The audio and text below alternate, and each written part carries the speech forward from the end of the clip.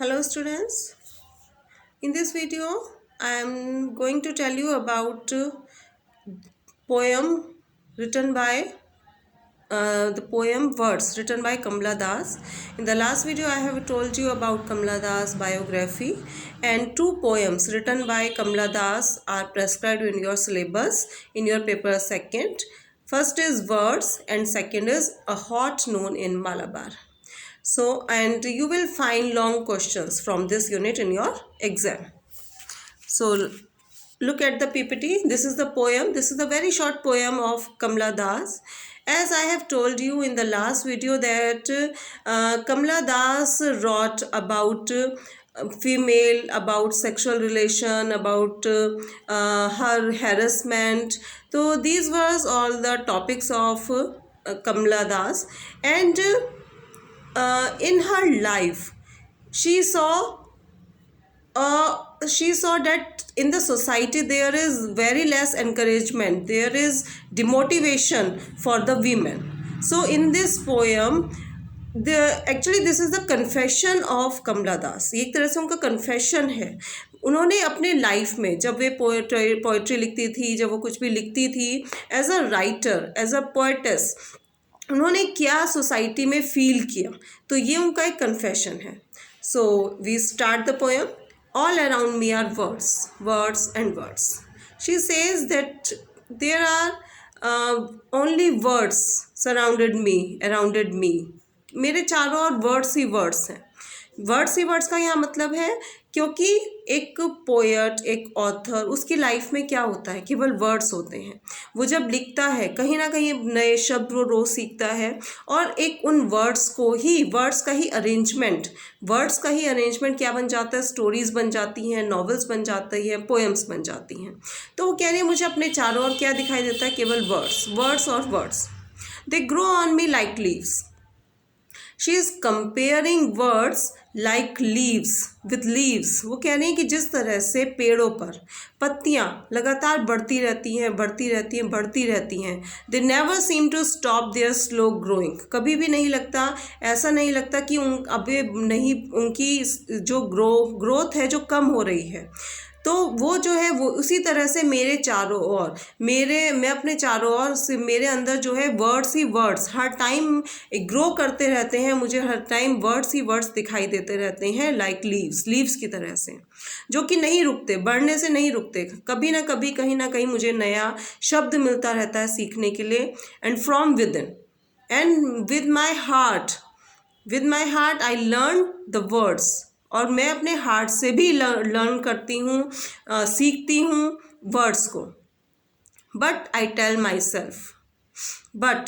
My self, लेकिन मैं अपने आप को ये भी बताती हूँ, ठीक है, मैं चारों ओर वर्ड्स ही वर्ड्स हैं, मैं वर्ड्स को अरेंज करती हूँ, उससे पोएम लिखती हूँ, शॉर्ट स्टोरीज़ लिखती हूँ, नॉवेल्स लिखती हूँ, एसेज लिखती हूँ.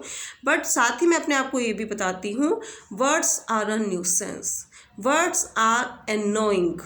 वर्ड्स भी जो हैं वो एक तरह से पेनफुल होते हैं, कष्ट देने वाले होते हैं. So we should beware of them. तो इसलिए हमें उनसे बचना भी चाहिए. वर्ड्स की उन्होंने एक अलग डेफिनेशन यहाँ दी है कि words can be fatal also for any one. Words कहीं ना कहीं घातक भी हो सकते हैं, कहीं ना कहीं दूसरों को नुकसान भी पहुँचा सकते हैं.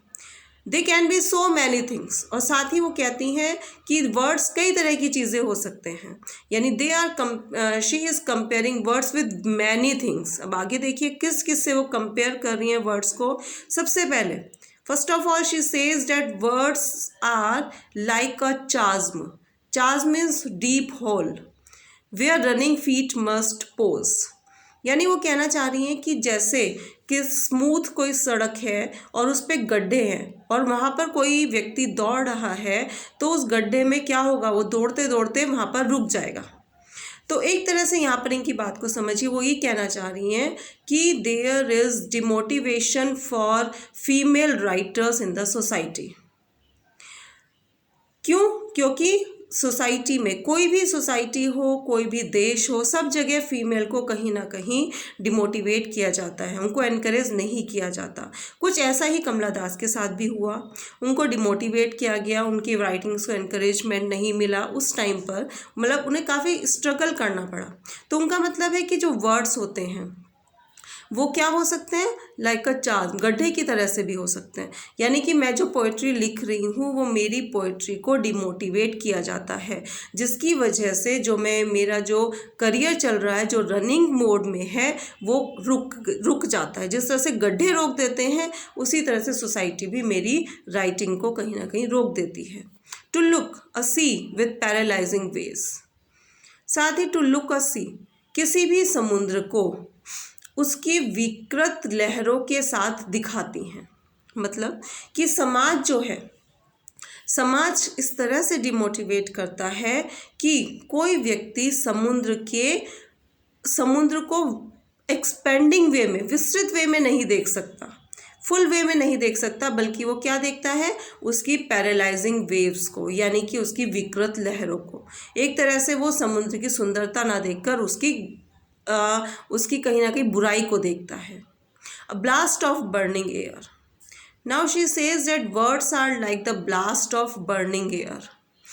यहाँ पर उनका मतलब है कि कहीं कहीं पर उनके वर्ड्स को उनकी अगेंस्ट भी यूज़ किया जा सकता है, उनके वर्ड्स को, उनकी राइटिंग को उनके अगेंस्ट यूज़ किया जा सकता है।